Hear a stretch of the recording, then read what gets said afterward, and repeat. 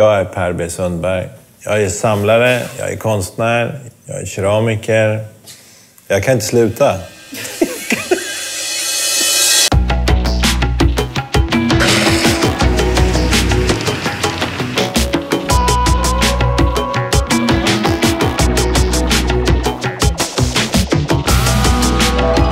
När man går utanför reglerna, det är då det blir roligt.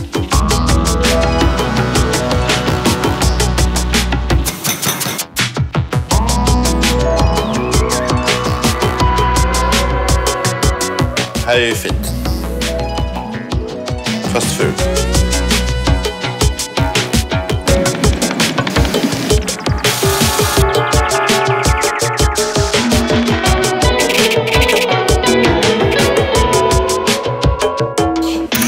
Man kan tänka tvärtom, eller man behöver inte göra läxan. Det gillar jag, liksom, att man gör som man själv vill.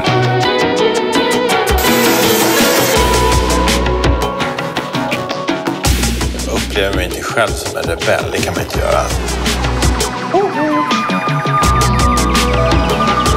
Ingenting stämmer, man vet inte riktigt vad det är. Gränsen mellan fint och fult, det är där jag vill vara. Och det är där jag ofta hamnar.